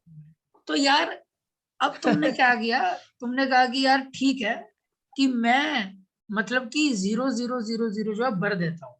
तो ठीक है, तुमने कहा कि मेरा 0 का मतलब है कि मेरे पास 0 आइटम है ना। 0 का मतलब एक्चुअली 1 आइटम है क्या? इंडेक्स वाइज जा रहे हैं क्या हम लोग? तुम यार इंडेक्स साइंटिस्ट हो, वाइज तो नहीं जा तुम साइंटिस्ट हो ना, तुम वैसा सोचो, आंसर अपने आप आएगा, हम करेंगे सब कुछ। ठीक है तुम, रहे? ठीक क्योंकि है देखो चले। मैं जो ट्राई करा रहा हूँ वो ट्राई करा रहा हूँ कि तुम चीजों को ऐसा समझो कि तुम डीपी ना समझो, तुम सॉल्व करने की टेक्निक्स समझो। ठीक है, राइट ओके। तो तुमने इतना कहा कि अगर मेरे ऑब्जेक्ट ही 0 है तो उसके अंदर मैं चाहकर भी आंसर नहीं ला सकता। ठीक है, और ये जो बॉक्सेस है ना, ये बॉक्सेस क्या है? ये बॉक्सेस कुछ नहीं, ये हमारे आंसर हैं। ठीक है, तो मैंने कहा, तूने कहा, आप साइंटिस्ट हो, आपने कहा कि यार इस सारे सेल के अंदर 0 आने वाला है। मैंने कहा ठीक है, और तुमने कहा कि अगर मेरे बैग के अंदर स्पेस ही नहीं है तब भी मैं कोई आंसर नहीं निकाल सकता। ठीक है, अब एज अ साइंटिस्ट तुमने एक प्रॉब्लम और फेस की। वो क्या फेस की कि ठीक है यार, 0 का मतलब कि मेरे पास कोई आइटम नहीं है, 1 का मतलब मेरे पास एक आइटम है, 2 का मतलब मेरे पास 3 आइटम है, सॉरी 2 का मतलब मेरा 2 आइटम है, 3 का मतलब 3 आइटम है, तो मेरे पास तो 4 आइटम है ना। तो मेरे को एक और रो बनाने पड़ेगी। समझ आई? राइट। और इसीलिए मेरे को एक और कैपेसिटी देनी पड़ेगी क्योंकि मेरा 4 कैपेसिटीज है। तो यहाँ पर एज अ साइंटिस्ट तुमने कहा कि जब भी कोई डीपी सॉल्व करेगा तो उस टाइम उसको एक एक्स्ट्रा रो और एक एक्स्ट्रा कॉलम चाहिए। और क्यों चाहिए? क्योंकि तुमने ये इनिशियलाइजेशन करनी थी। तो अब तुम्हें समझ आ रहा होगा जो मैंने कहा। क्या कहा? कि जब भी हम ये चीज करते हैं तो हमें दो चीजों की जरूरत पड़ती है। The first is extra row, extra column for initialization. तो तुमने तो यार बिल्कुल सही कर दिया तुमने बता दिया कि मैंने इनिशियलाइजेशन की, इसलिए मेरे को एक्स्ट्रा रो और एक्स्ट्रा कॉलम की जरूरत पड़ी। जरूरत पड़ी है, ठीक है। ठीक है, अब तो मजे वाली बात है ना। अब अब तुम मान के चल रहे हो कि तुम्हारे पास सिर्फ एक ऑब्जेक्ट है, ठीक है, और अगर तुमने एक ऑब्जेक्ट पिक करना है तो तुम मैक्सिमम कितना आंसर अपना, कितना अपने आप को प्रॉफिट दिला सकते हो। इस चीज को बताऊं कैसे पढ़ना है। इस चीज को पढ़ना है कि अगर if you have one object, if you have one object, then with the falling और above, ये तुम्हारे पास कैपेसिटी है कि जब तुम्हारे पास वन कैपेसिटी होगी तब तुम कितना प्रॉफिट बना सकते हो, जब तुम्हारे पास टू कैपेसिटी होगी तब तुम कितना प्रॉफिट बना सकते हो, जब तुम्हारे पास थ्री कैपेसिटी होगी और एक ऑब्जेक्ट होगा तब तुम कितना मैक्सिमम आंसर ला सकते हो, और जब तुम्हारा फोर कैपेसिटी होगी और एक ऑब्जेक्ट होगा तब तुम कितना मैक्सिमम आंसर ला सकते हो। ठीक है, ये वाली चीज क्लियर हो रही है कि हम करने क्या जा रहे हैं। ओके, हाँ ठीक है ना, तो अब चलते हैं। तो तुम मेरे को बताओ कि तुम किसी एक ऑब्जेक्ट पे हो, तो सबसे पहले हम क्या चेक करते हैं, ये चेक करते हैं ना क्या उस ऑब्जेक्ट का वेट मेरे नैपसैक के वेट के इक्वल है या नहीं है, ये करते हो। तो इस वन का मतलब ये वाला ऑब्जेक्ट, वन ऑब्जेक्ट, तो इसकी वेट क्या है, वन वेट है, और तुम्हारे पास क्या वेट है, वन है, तो क्या तुम कंसिडर कर सकते हो। कर सकते हैं। तो तुम्हें प्रॉफिट कितना मिलेगा, 10, तो तुमने 10 प्रॉफिट डाल दिया, राइट। सिमिलरली अब तुम क्या, तुम्हारे पास ऑब्जेक्ट का वेट है वन, तुम्हारे पास टू कैपेसिटी है, तुम क्या इसे ले सकते हो, यस। तो तुम्हारे पास क्या बचा, तुम्हारे पास 10 प्रॉफिट होगा। तुम इसको भी ले सकते हो और इसको भी ले सकते हो, क्यों, क्योंकि तुम्हारे पास ऑब्जेक्ट का वेट वन है और कैपेसिटी बहुत है, राइट। राइट। समझ आ रही है अगर तो चीजें। उस ऑब्जेक्ट का वेट जो है सभी वेट की कैपेसिटी से सबसे ज्यादा है तो सब में 0 भर देना पड़ेगा। वो देखने वाली बात है, तुम तो साइंटिस्ट ना, तुम तो चीजों को समझ समझ के करते हो, है ना। ठीक है, तो हम, हाँ वही मैं बोल रहा हूँ, अगर अगर समझो मेरे पहले वेट का पहला जो ये वो है, आएगा, ठीक है, सब कुछ आएगा उसका तो। उसका वेट ज्यादा है, हाँ, एक नहीं है, उसका वेट 7-8 है, तो मैं 0-0 भरूंगा ना सब, इसमें सीधी सी बात है, नहीं, मैं ले ही नहीं तब पाऊंगा। हाँ, हाँ मतलब हम करने क्या वाले हैं, हमारी इंट्यूशन ये है कि किसी एक सेल पे आए और तुम्हें देखने को मिला कि तुम्हारी ऑब्जेक्ट का वेट जो है वो बहुत हम्म ज्यादा है, तुम्हारी कैपेसिटी कम है, तो ये जो हम्म सेल है ये क्या बताता है, ये आंसर को बताता है। तो आंसर क्या होगा, आंसर होगा कि तुम इस ऑब्जेक्ट को अगर इग्नोर कर दोगे तो तुम्हारा आंसर क्या होगा, इसका आंसर जीरो नहीं है, इसका आंसर ये कहेगा कि आपको इस ऑब्जेक्ट को इग्नोर करना है और फिर बताओ कि कितना आंसर आप ला सकते हो, समझ रहे हो। ओके। तो हमें ऐसा सो सोचना है। So in the case of one object, समझो एक ऑब्जेक्ट है मेरे पास, ठीक है, ओके। तो अगर मेरा उसका जो कैपेसिटी है जो नैपसेक का वो कम है और मेरा वेट जो है ज्यादा है वो आइटम का, पर्टिकुलर आइटम का, ठीक है, for the hmm first row, समझो फर्स्ट रो, हम्म तो मेरे पास जो है कुछ यही नहीं है, मैं उसको ले ही नहीं सकता ना, क्योंकि हाँ वेट मेरा मेरा खुद का ज्यादा है। तो हाँ उस केस में एक एक आइटम के लिए, सिर्फ एक आइटम के लिए एरे हाँ में, ठीक है, और बाकी आइटम्स तो है नहीं, एक आइटम के लिए मेरा आंसर तो 0 आएगा ना। हाँ, उसके लिए जीरो आ जाए। ओके। हाँ, लेकिन एज अ साइंटिस्ट हमें हर एक प्रॉब्लम को सॉल्व करने के लिए जर्नलाइज तरीका निकालना होता है, ठीक है, क्योंकि अभी के लिए सही है, अभी के लिए जीरो सोचना सही है, लेकिन हम्म जब हम प्रॉब्लम सॉल्व करेंगे तो जब इस तरीके से सोचना शुरू कर देंगे तो थोड़ा बाद में दिक्कत आ सकती है, समझ रहे हो। ओके। तो इसलिए हम उसे उस तरीके से सोचेंगे जिस तरीके से आंसर सूट करता है। ओके, ओके, अब ठीक है। अब ये हमारे पास ऑब्जेक्ट है। मेरे को इतना पता चल गया यार कि अगर मेरे पास कोई एक ऑब्जेक्ट दे, है ना, और मेरे पास अगर 4 की कैपेसिटी है, हाँ, ओके, ओके, यहाँ पे ओके ओके, मतलब कि अगर मेरे को सिर्फ एक ही यही ऑब्जेक्ट है मेरे पास, तो मेरे को मैक्सिमम प्रॉफिट 10 का ही मिलेगा, इससे ज्यादा नहीं मिल सकता। समझ रहे हो? हाँ, हाँ, अब ओके, अब मेरे पास 2 ऑब्जेक्ट हैं और मेरे को अपने प्रॉफिट को मैक्सिमाइज करना है, ठीक है। तो थोड़ा आइट्रेशंस को समझने के लिए मैं इस रोज को कह देता हूं आई और कॉलम को कह देता हूं जे। ओके, अभी मेरी आई की वैल्यू है 2 क्योंकि मैं इस रो में हूं, और जे की वैल्यू है 1 क्योंकि इसके आंसर तो मैंने पहले से निकाल रखे।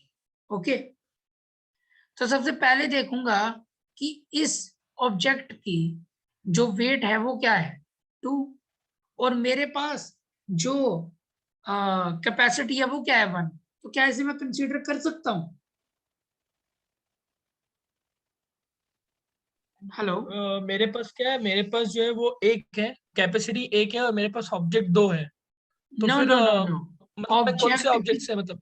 ऑब्जेक्ट की कैपेसिटी जो है आपके पास वो 2 है। ऑब्जेक्ट का वेट जो है वो 2 है, और कैपेसिटी जो है नैपसैक की वो है 1। तो आप ओके, क्या सो मैं करोगे? कंसिडर नहीं कर पाऊंगा, फिर नहीं कर नहीं कर पाऊंगा। पाओगे। तो आंसर क्या होगा? हम्म, आंसर होगा कि इसको इग्नोर कर दो, इस प्रॉब्लम के लिए इसको इग्नोर कर दो, और तुम देखो कि तुमने पहले कितना आंसर निकाला। तो मेरा ऑब्जेक्ट था 2, अगर मैं इसे इग्नोर कर दूंगा तो i-1 आएगा, विच इज 1, और j क्या होगा, 1। तो मतलब जो पिछला ऑब्जेक्ट था, पिछले ऑब्जेक्ट ने इसी कैपेसिटी पे कितना प्रॉफिट कमाया था, 10। तो मैं कितना कमा सकता हूँ, 10, इसको इग्नोर करके। कमा सकता हूँ। Okay, Okay. सिमिलरली अब मेरे पास ऑब्जेक्ट का वेट है 2 और कैपेसिटी है 2, तो मैं इसे कंसीडर कर सकता हूं, राइट। तो मेरे पास Okay. यहाँ पे 2 चीजें निकल कर आएंगी। क्या क्या निकल कर आएंगी, क्या तुम बता सकते हो? दो पहली मिनट रुको, निकल दो कर मिनट, आएगी 2 मिनट। कि मैं इसे इंक्लूड कर सकता हूं या एक्सक्लूड कर सकता हूं, है ना। राइट, हाँ, अगर मैं इंक्लूड और एक्सक्लूड किस बेस पे करता हूं, मैं करता हूं जो मेरे को मैक्सिमम आंसर लाके देगा इन दोनों में से, वो मेरा इस सेल के अंदर आएगा, राइट। ओके, अगर मैं इस ऑब्जेक्ट को इंक्लूड करूं, राइट, ओके, तो मैं कैसे इंक्लूड करूंगा? इंक्लूड करने पे जो मेरा कैपेसिटी होगा, डब्ल्यू जो होगा,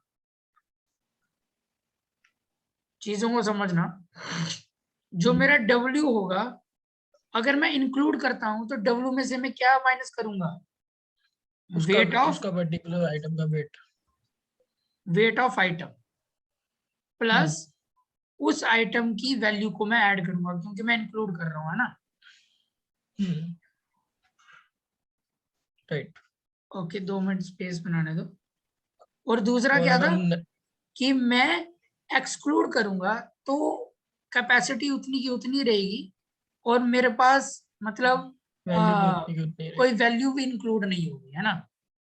हम्म, तो यहाँ पे डब्ल्यू की वैल्यू क्या है, 2। वेट क्या है इसका,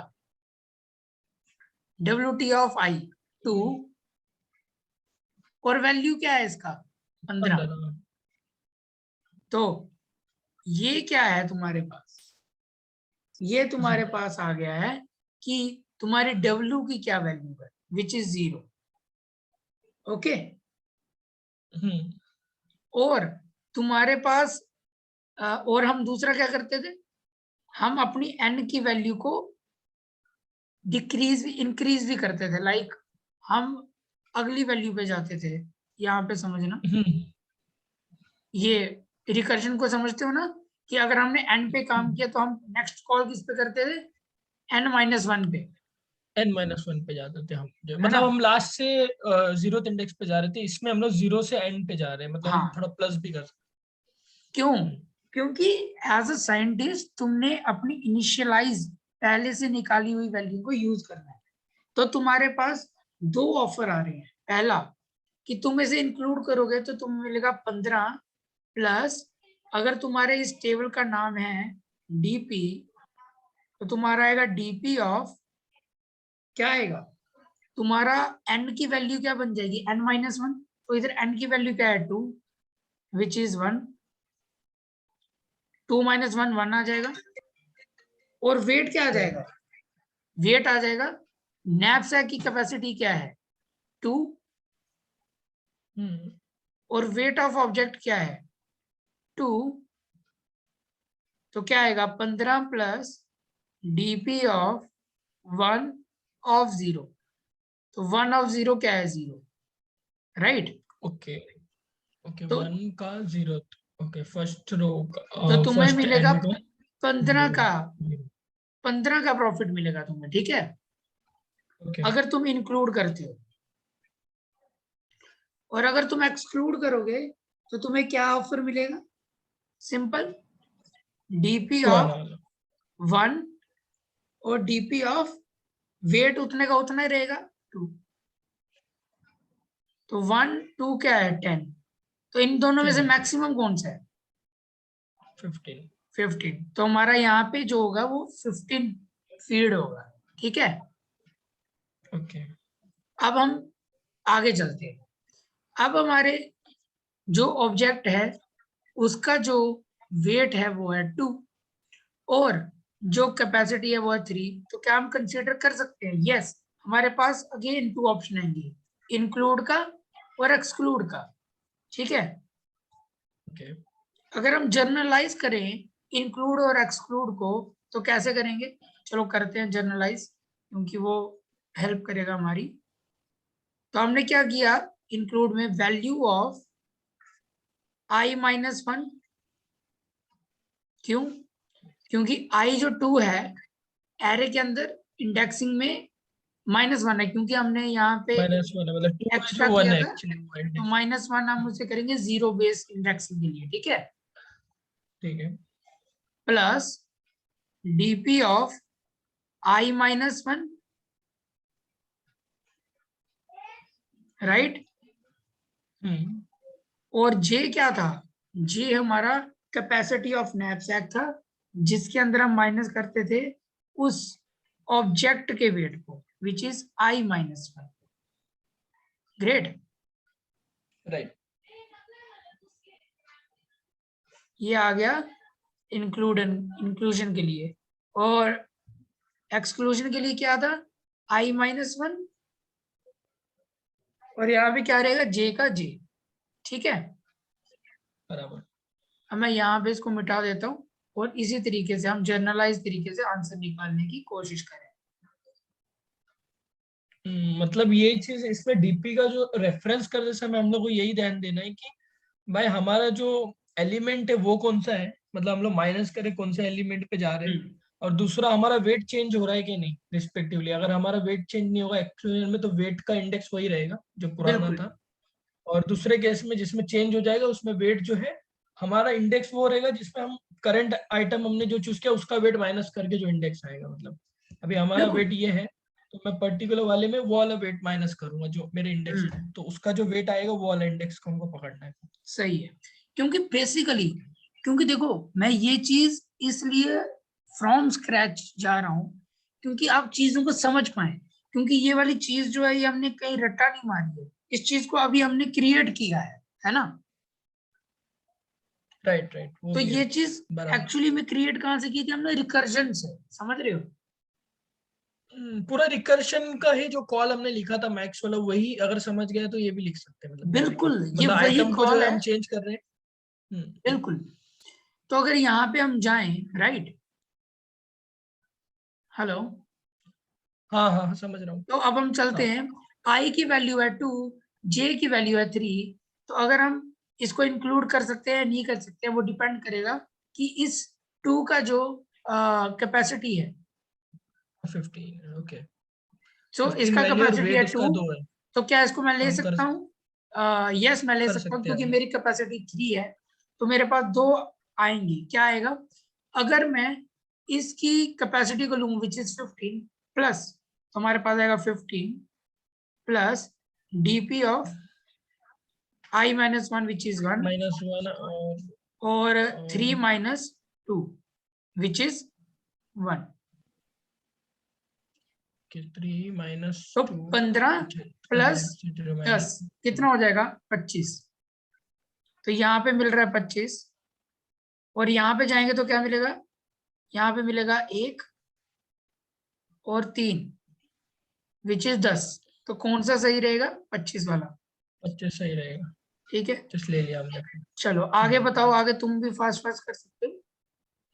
तो यहाँ पे हम ले सकते हैं, यस ले सकते हैं। तो क्या क्या आएगा? 15। लास्ट वाले में भी ले सकते हैं हम जो है। हाँ, यहाँ पे वैल्यू क्या आएगी हमारे पास? 15 plus DP of this, PP of I DP of, -1 जो उसका माइनस रहेगा। हम लोग आई जो 2 है 2 -1 पे जाएंगे, और इसका 4 माइनस जो है हम जो 2 करेंगे 2 पे जाएंगे। 1 और 2 आएगा 1 2 के 10, ऊपर, 25। और उसका मैक्स निकालेंगे। इंक्लूड ही करेंगे ना फिलहाल तो। हाँ, इंक्लूड करके कुछ फायदा नहीं होने वाला है। ओके। सिमिलरली अब हम आगे जाते हैं। हमारे तो मेरा पास, एक डाउट है अभी। हाँ हाँ, एक्चुअली डाउट ये था मेरा कि पहले मैं ऐसा कंसिडर कर रहा था कि अगर हम लोग सेकंड आइटम को देख रहे हैं, जैसे सेकंड इंडेक्स के लिए हम लोग रो फिल कर रहे हैं पूरा, ठीक है। तो मेरे को ऐसा समझ रहा था कि टू अगर एरे का साइज 2 है समझो, ठीक है। मैं जनरल टर्म में देख रहा था कि एरे का साइज 2 है, तो हम मतलब क्या कर सकते हैं maximum value with that weight. But अभी मेरे को ऐसा समझ रहा है कि एरे की वैल्यू 2 है, बट हम सेकेंड इंडेक्स, सेकेंड का मतलब है कि हम सेकेंड वाले इंडेक्स के जो वेट और वैल्यू उसको कंसिडर करते हैं पूरे रो में। हाँ। तो तो सेकंड का मतलब हम सेकंड रो और वैल्यू को कंसिडर करते हैं, फिर थर्ड मतलब हम थर्ड रो और वैल्यू, पर्टिकुलर वैल्यू और रो को मतलब वो कंसिडर करते हैं। हाँ ऐसा इसका हाँ, जनरलाइज मतलब नहीं है कि कौन सा भी 3 वैल्यू के लिए वो आंसर रहेगा, ऐसा नहीं है। राइट। ऐसा नहीं है। इसको आपको ओके। पढ़ना ऐसा है, मैंने पहले भी बताया था, एक बार फिर बता देता हूँ। मान लो आप किसी भी रो में हो, जैसे कि इस रो में हो, है ना? हम्म तो आप कहोगे कि मेरे पास इस टाइम n इक्वल टू 2 है, तो मेरे पास ये हम्म ऑब्जेक्ट है। ओके। और नैपसैक के अंदर आप पिछले ऑब्जेक्ट भी ला रहे हो, 0 1 2, लेकिन इस टाइम आप सेकंड ऑब्जेक्ट पे हो, ठीक है। ओके। और आपके पास इतनी कैपेसिटीज हैं, 1 2 3 4। तो इतने ऑब्जेक्ट अगर आपके पास है और इतनी कैपेसिटी आपके पास है, तो मैक्सिमम प्रॉफिट कितना गेन होगा, तो वो आप निकालते हो। जैसे इस सेल का क्या मतलब है कि आपके पास 3 ऑब्जेक्ट हैं, नैपसैक की कैपेसिटी 1 है, तो आप मैक्सिमम प्रॉफिट कितना निकाल सकते हैं? समझ रहे हो? ओके। सो फिर अगर मैं, अगर समझो मैंने वो फिल कर दिया पर्टिकुलर, जैसे कि मेरी इसकी कैपेसिटी 4 है समझो, ठीक है, जो लास्ट किसकी? वाला है। और जो वेट है, जो नैपसैक की कैपेसिटी 4 है समझो, ठीक है, okay. For the last column. और मेरे पास सेकंड, इसका मतलब 2 मेरे पास ऑब्जेक्ट है समझो, ठीक है, 2 ही है। तो इसका मतलब ये है कि अगर 4 वो है और 2 मेरे पास ऑब्जेक्ट है, तो मैक्सिमम जो है हम 25 निकाल सकते हैं, कोई भी हाँ कॉम्बिनेशन ले ले तो। कोई भी कॉम्बिनेशन ले ले तो, हाँ, बिल्कुल। अगर 2 का। अगर आप, बिल्कुल, अगर आपके पास 2 ऑब्जेक्ट हैं और इतनी कैपेसिटी है, हाँ तो मैक्सिमम आपका आंसर 25 ही आ सकता है, इससे ज्यादा नहीं आ सकता। अच्छा। सो हाँ, 3 और 1 4 50। अच्छा फिर अगर मैं ऐसा देखूँ तो फिर मैं थर्ड और 1 को ले लूँ अगर, तो 50 हो सकता है फिर कैसे? वैल्यू। आपके पास तो, मेरी कैपेसिटी 4 है और मेरे पास एलिमेंट 2 है, ठीक है, अगर आपके मैं पास कॉम्बिनेशन की कैपेसिटी, बात कर रहा हूँ। तो आपके पास हाँ। ये है सिर्फ। अच्छा, वही तो मैं पूछ रहा हूँ कि मतलब कोई भी कॉम्बिनेशन पे काम करेगा क्या, मतलब अगर नहीं मेरे पास 2 एलिमेंट है तो मैं कौन सा भी 2 ले आऊं क्या, मतलब क्या नहीं करूं वो नहीं मैं नहीं पूछ नहीं आप देखे ना, ये और ये चीज जो है, ये एक्चुअली में पहले और दूसरे एरे को बता रहे हैं, ये किसी भी एरे को काम नहीं कर रहे हैं। ये तो आपको भी समझ आ रहा होगा अच्छा, ना, ओके ओके, क्योंकि ठीक है। हम इस इंडेक्स पे काम करेंगे, फिर इस पे काम करेंगे, अभी हम इस पे काम करेंगे, फिर इस पे काम करेंगे। तो इस दो का मतलब है पहले दो, कोई भी दो नहीं ओके, है, क्योंकि हम पहले दो की वैल्यू से आंसर बना रहे हैं। अच्छा ठीक है, ठीक, फिर ठीक है, है ना, ये क्लियर ठीक हुआ है, आपको? ठीक है, ठीक है, चलेगा, हाँ, फिर ठीक कुछ है, फिर हाँ फिर ठीक है, समझ गया मेरे को। हाँ, ये वाला समझ गया ना? हाँ हाँ, चलो बहुत बढ़िया, आगे चलें क्या? तो लंच कर लूँ क्या मैं? हाँ, लंच करके आऊँ क्या? थोड़ा खाना खाया नहीं मैंने, भूख इसको लगी। कवर करते हैं तो आज का यही रखेंगे, फिर मैं इसे यूट्यूब पे भी डालूंगा तो ठीक है, चलो। ठीक है ना, यूट्यूब वाले बोलेंगे इस बंदे को लंच की बढ़िया है। अरे भाई, हेल्थ इज वेल्थ। बिल्कुल बिल्कुल, बस 2 rows आर नहीं, मेरे को लेफ्ट। समझा तो है, मुझे समझ तो गया है। अभी इसमें क्या बाकी है, मतलब अगर ये टेबल फिल किया तो जो लास्ट रो और लास्ट कॉलम जो रहता है बेसिकली, क्योंकि हमारा इनपुट समझो कि 4 कैपेसिटी है हमारा मैक्सिमम, हाँ, और जो हमारा जो वैल्यू है नंबर ऑफ फोर्स वो 4 है, तो आंसर हमारा लास्ट कॉलम और लास्ट रो वाला होगा ना, जो थोड़ा भी होगा। इसको समझ के लास्ट, करते हैं, क्यों? क्योंकि जो और बच्चे पढ़ेंगे बिगनर होंगे तो उनको थोड़ा ज्यादा सही रहेगा, तो थोड़ा सा मेरे साथ कॉपरेशन करें बस। ठीक है, चलेगा। ठीक है, थोड़ा फास्ट करते हैं हम।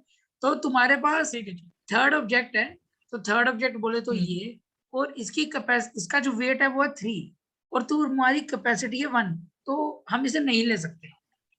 ठीक है, नहीं तो ले इस सकते, टाइम ठीक पे जो मैक्सिमम तुमने प्रॉफिट गेन किया था वो था 10, तो वो तुम 10 ही कर सकते हो, है। 10 से ज्यादा जा ही नहीं सकते, है ना?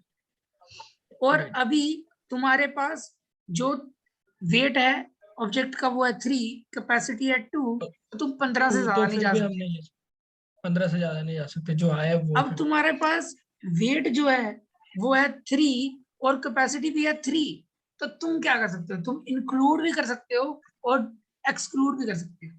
अगर तुम इंक्लूड करो तो तुम्हारे पास आएगा 40 plus plus DP of I minus, i-1 which is 2, और आप 3 में से क्या माइनस करोगे? 3 को, विच इज 0। तो 2 ऑफ 0 क्या है? 2 ऑफ 0 है मेरे पास 0, तो 40, तो तुम्हें 40 प्रॉफिट मिलेगा अगर तुम इसको इंक्लूड करते हो। और इंक्लूड एक्सक्लूड करते करेंगे। हो तो तुम्हें मिलेगा 2 और 3, तो 2 और 3 क्या आएगा? 25, तो 40 सही 25 रहेगा या तो 25? 40, तो आपका 40 सही मैक्सिमम रहेगा। आंसर क्या आ जाएगा? 40। आगे चलते हैं, 40 कि अब तुम्हारी कैपेसिटी 4 है, तो तुम इंक्लूड भी कर सकते हो, एक्सक्लूड भी कर सकते और हो। एक्सक्लूड भी कर सकते तो हैं। तुम्हें जो मैक्सिमम मिलने वाला है वो क्या मिलेगा? सिंपल है, यही चीजें चली जाएंगी, बस यहाँ पे 2 की जगह 4 आ जाएगा, और तुम्हें 25 मिलेगा, और यहाँ पे 40 ही मिलेगा। यहाँ पे राइट, मिलेगा 4 - 3, 4 - 3 1, तो मतलब 40 + 10 50, तो तुम्हें 50, यहाँ पे 50 मिलेगा, और यहाँ पे 25 मिलेगा, तो कौन सा मैक्सिमम है? फिर 50, 50 हो गया। है ना? मतलब तुम्हारे पास 3 ऑब्जेक्ट है, 1 2 3, और तुम्हारा 4 की कैपेसिटी है, तो तुम इसको उठा लो, इसको उठा लो, तो 3 और 1 4, तो 50 तुम्हें मैक्सिमम मिल जाएगा, है ना? ओके, सिमिलर मींस है। अभी अभी फिलहाल हमारा इफ एरे एरे का साइज 3 है, तो समझो हम फर्स्ट 3 एलिमेंट के लिए ये आंसर निकाल दिए, मतलब बिल्कुल फर्स्ट 3 एलिमेंट के लिए मैक्सिमम कैपेसिटी का आंसर निकला हुआ है, बिल्कुल फोर्थ लास्ट राइट। वाली का नहीं निकला। हाँ, ओके, अब अब हम बात कर रहे हैं लास्ट की।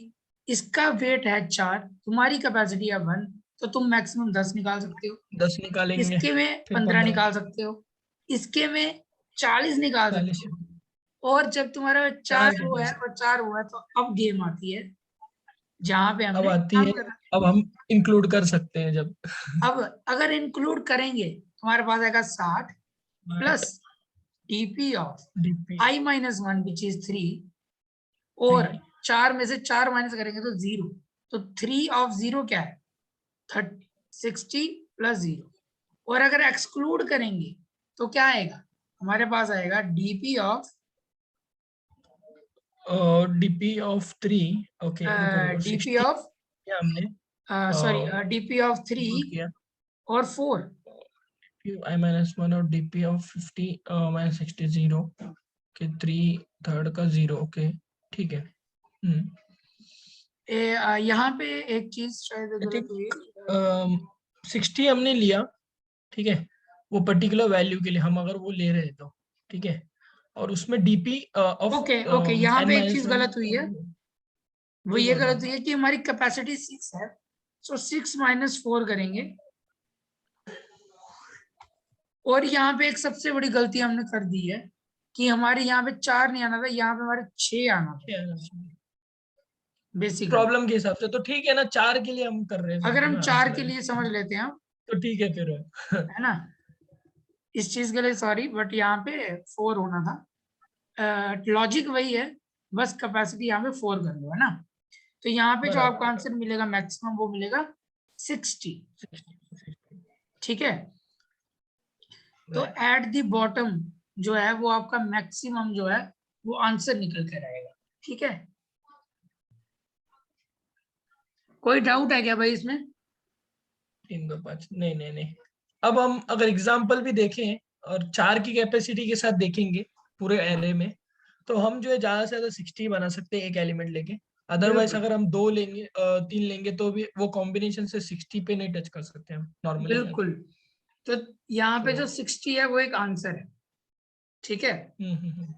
तो आई होप यार आपको ये समझ आया आई हो। थिंक जो भी व्यूअर्स इसको बाद में देखेंगे कि हमने रिकर्जन का सोचा, तो क्यों सोचा, रिकर्जन कैसे अप्लाई की, रिकर्जन के बाद हमने क्यों मेमोराइजेशन का कॉन्सेप्ट लाया, और मेमोराइजेशन के बाद हमने टैबुलेशन का कॉन्सेप्ट क्यों लाया, तो इन सारी चीजों को जब हमने देखा तो I think this is nothing but this is DP. तो आज हमने डीपी की मास्टर क्लास लगाई, तो आप जरूर कमेंट में बताना कि आपको कैसा लगा। ओके, तो मेरे साथ थे अविनाश, तो ये मेरे फ्रेंड हैं। तो अविनाश, कोई आपका डाउट जो और बच्चों को भी हेल्प कर सकते हैं? आपने समझाया बहुत अच्छा है, तो अभी तो कोई डाउट नहीं है। आई थिंक किसी को भी कोई डाउट होना नहीं चाहिए वीडियो देखने के बाद तो। सही है। ओके, हम ट्राई करेंगे एवरी वीक हम एक अच्छे से वीडियोस लाएं जिसके अंदर हम एक न्यू न्यू टॉपिक्स पे बात करें डिटेल। और जैसा भी आप फीडबैक देना चाहें आप ज़रूर दें। Thank you. तो अब हम रिकॉर्डिंग करते हैं बंद। ओके, तो बंद कैसे करते हैं इसको? स्टॉप।